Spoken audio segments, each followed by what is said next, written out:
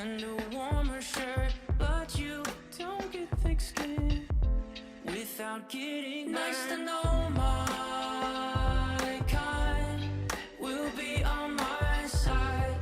I don't believe the hype, and you know you're a terrible sight, but you'll be just fine. Just don't believe the hype. Just don't believe the hype. Take it from me. You'll be with your... Oke, selamat datang di Behind the Light, sebuah media untuk mendokumentasikan kreativitas maupun knowledge pegawai-pegawai di PLN UP3 Bima. Saat ini episode pertama, kami kedatangan inovator dari PLN UP3 Bima yang membuat sebuah terobosan menarik ya dari sisi electrifying lifestyle, yaitu sepeda listrik. Mungkin bisa berkenalan dulu Mas dari yang paling ujung kanan. Nama, unitnya di mana, udah berapa tahun kerja? Kayaknya udah lama banget nih. Silakan Mas. Halo. Nama saya Willy, dari unitnya di ULPWH. Oke, kerja? Kebetulan di staf teknik. Oke. Masuk PLN tahun kemarin 2019 berarti. Aslinya orang? Aslinya dari Sragen, Jawa Tengah. Aslinya dari Sragen, Jawa Tengah. Oke, Mas, lanjut. Saya Wildan Nah. dari UP3 Bima. Udah Masuk berapa? PLN ini tahun 2017. 2017. Udah Asli tahun. Malang, Mas. Asli Malang. Ternyata orang Jawa semua. Oke Mas, kita langsung mulai ke topik. Ini kan sebuah inovasi ya, yang mana sebetulnya kalau dari pendapat saya pribadi sih agak benar-benar keluar jalur gitu ya, dalam artian biasanya kan orang ngelihat bikin alat gitu, bikin aplikasi, bikin apa. Nah, pertamanya sampai kayak kepikiran, oh sepeda listrik gitu. Gimana bisa diceritain nggak awal-awal prosesnya? Mas Wildan mungkin yang lebih lama. Awalnya sih kita ngobrol-ngobrol santai. Nah. Sekitar bulan Agustus 2019. Agustus, oke. Agustus 2019 itu ngobrol santai mulai dari manajer bagian, masih dari Pak Oki.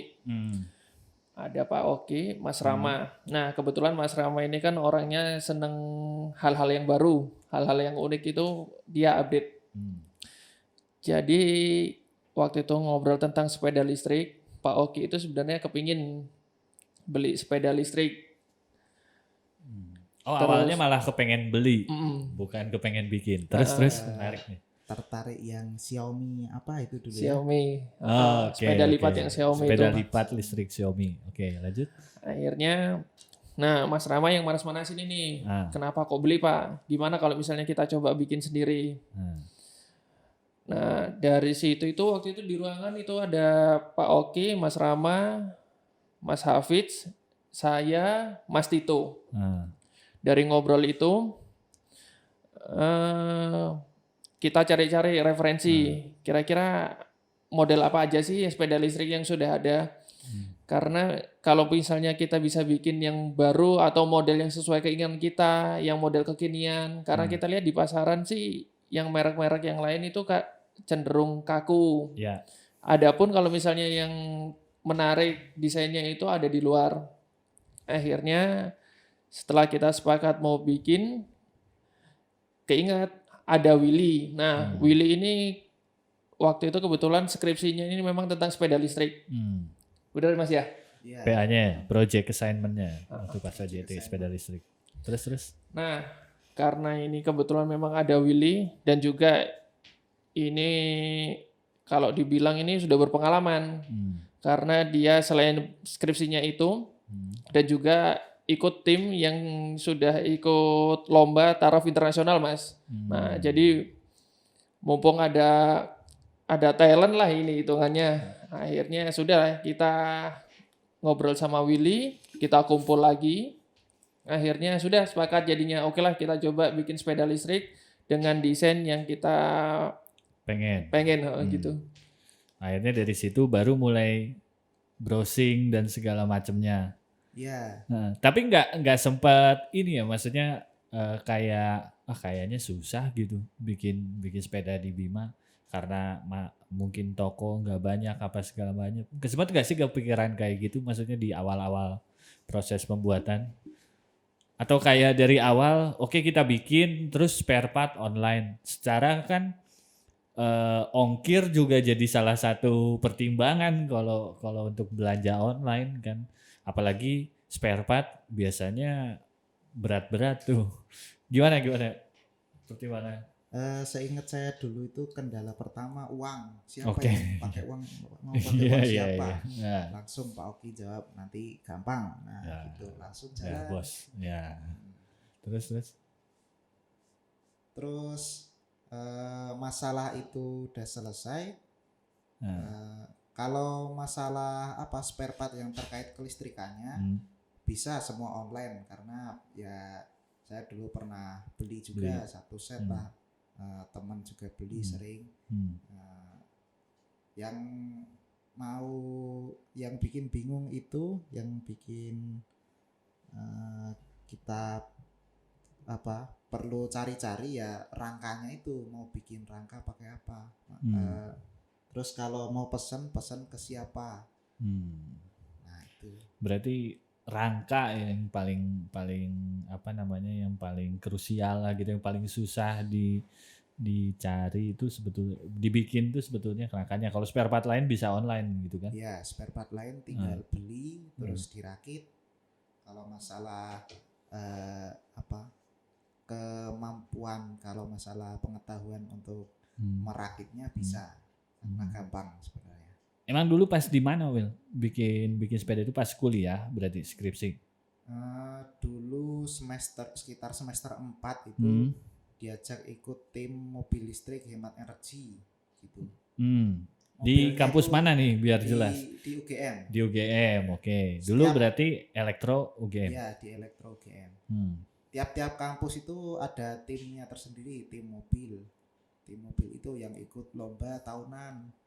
Tim mobil listrik ya. Lomba mobil listrik, mobil hemat energi. Mobil hemat energi, Nah, oke. kategorinya salah satunya mobil listrik. Nah, terus yang dari elektro yang ditawari ikut tim itu saya sama ya satu orang lagi yang angkatan atas. Oke. Terus? Nah, dari situ udah langsung nyemplung ke kendaraan listrik. Sama ilmunya, sama ya cara proses ngerakitnya, proses kerjanya gitu-gitu, sampai akhirnya ada lab yang dibuat khusus untuk mendevelop itu. Dan Di emang teknik disupport mesin, juga sama ya, kampus penuhnya. gabungan dari teknik mesin sama teknik elektro. Oke, jadi ada khusus lab untuk mobil hemat energi tadi, yang mobil listrik tadi. Ya. Itu emang acara rutin tahunan pada saat itu di sekampus se-Indonesia kan? Iya. Oke. Terus habis di situ ikut Se-Indonesia. perlombaan. Ikut lombanya ada yang di nasional, ada yang se-Asia juga. Oke. Nah, waktu itu kesempatan buat ikut. Ya, emang timnya itu dibuat karena ada lomba.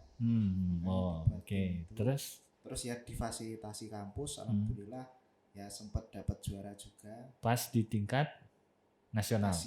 Asia malah. Iya. Kalau yang Nasional juara. malah nggak dapat. Nasional malah nggak dapat ya, ini lucu malah. Nasional malah nggak dapat. Tapi setelah saya Tapi lolos seleksi buat ke. enggak beda Beda penyelenggara, kompetisi. beda kompetisi. Oke. Yang nasional malah nggak dapat. Terus ikut setelah lagi. Saya 2 tahun di situ. Hah? Terus fokus ke tugas akhir kan, terus keluar dari tim. Nah, di bawah yang ngelanjutin itu angkatan bawah itu. yang dapat juara nasional juga, juara di tingkat Asia juga nomor 3. Berarti kalau yang pas Mas Willy ini malah dapatnya di Asia. Iya, pas di mana perlombaannya, Wil? Di Singapura. Terus itu mah kan cuman ngeliatin katalog aja. Nggak dibawa juga kan mobilnya ke sana? Dibawa ya? Dibawa pakai kargo terus dibawa ke laut itu mobilnya. Itu mah udah total. Itu bodinya aja dari carbon fiber pesan 80 juta. Ke ada bengkel carbon fiber di daerah sana. Di Surabaya. Ya banyak lah. Tapi kan uangnya uang sponsor, uang kampus. Jadi emang terfasilitasi. Waktu itu dapat juara keempat. Berapa negara yang ikut? Berapa ya? Ya 20-an tim pokoknya. Oke, berarti kalau kayak nama-nama negara besar di Asia mah yang kayak Cina segala macam. Yang menang di Cina. Yang menang Cina. Menarik sih, ternyata dari model dari situ terus ketemu teman-teman yang emang punya ide ke sana, akhirnya sama-sama jalan nih. Kurang lebih gitu ya. Iya. Tapi dulu itu nggak kepikiran sama sekali buat jadi inovasi ya. Karena cuma mikir yang bikin aja karena pengen gitu. Dan kebetulan waktu itu kan tahun 2019 bulan Agustus kurang lebih itu lagi perusahaan lagi ngangkat tema electrifying lifestyle. Dari situ sih salah satunya kita pingin bikin sepeda listrik karena itu tadi selain kompor induksi di sini kan juga kita bisa bikin sepeda listrik berarti kan itu.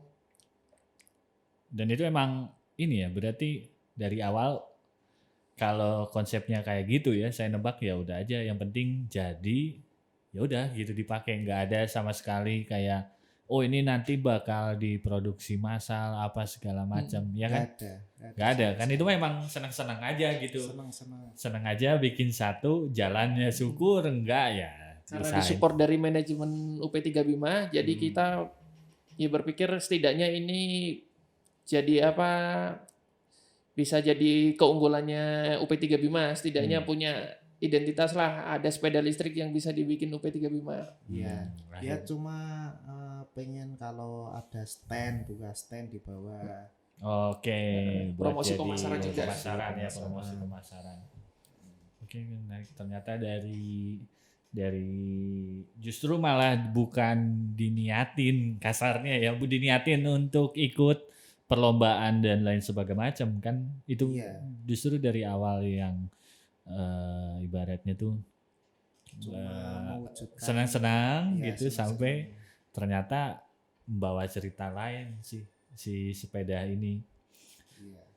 Terus pas proses dulu pengerjaannya itu dibagi-bagi nggak sih? Maksudnya ada si A ngurus bagian ini, si B ngurus bagian ini atau gimana pas awal-awal dulu perencanaan bikin? Dulu Mas Wildan itu yang ngurus frame-nya.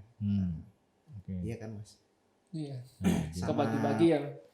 Bengkelnya yang di Malang. Terus kalau saya ngurus kelistrikannya. Mas Rama lebih ke ngurus desain.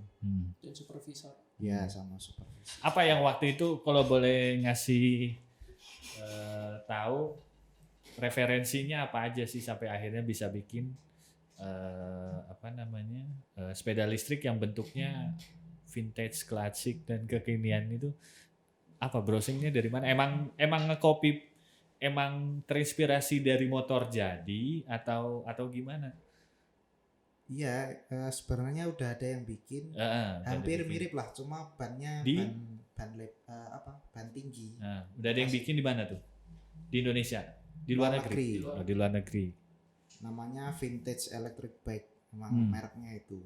Oke, namanya daerah di negara mana? Vintage Electric dari mana ya? Eropa mungkin ya. Negaranya. Mungkin kayaknya Amerika. Oke. Oh dari si vintage itu bahwa itu jadi bekal buat bikin. Ya. Ya. Jadi dasarnya itu ada 2 Mas ya. Kemarin waktu itu kita lihat finalnya ada 2 desain. 2 desain ini mau kita kombinasi. Jadi kita ini mau buat sepedanya ini dengan metode ATM, amati, tiru, modifikasi. Jadi 2 ini dikombinasi. Kita ambil yang menurut kita cocok sesuai kesepakatan kita, yang pingin kita desainnya seperti apa. Akhirnya itu tadi intinya ada 2 model itu. Kita kombinasi, jadilah ya yang sesuai kita pinginin itu Mas ya. Iya. Nah, maksudnya kan gini juga. Pertama ya yang saya kebayang sih, belanja online tuh kan biasanya kalau nggak tahu barang banget kan susah gitu, ya kan? Saya nggak tahu juga ini berlaku untuk spare part dan lain sebagainya. Terus ngebangun yang ibaratnya dari awal lah gitu, dari benar-benar kosong, cuman dari konsep doang.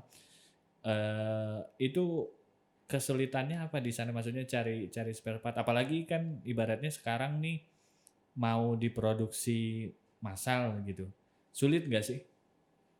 Kalau Pas di awal-awal bikin dulu. Kalau awal-awal itu malah tinggal kita cari-cari terus kita beli satu. Masalah ongkir kita sangat terbantu dengan online shop gratis ongkir. Oke. Promo, bener. Promo. Kalau tanggal cantik 99, 11, dapat. Itu langsung beli banyak yang kecil-kecil. Itu berarti emang udah diukur apa segala macam si sepeda sampai nyari spare part yang sesuai. Ya. Iya, kalau spare part terkait kelistrikan ya. Kalau spare part terkait sepeda ya yang ngurus ini apa? Mas Rama. Enggak, Mas yang ngurus ya, bengkelnya itu. Kalau misal rem terus apa yang tinggal pasang ya gampang-gampang aja.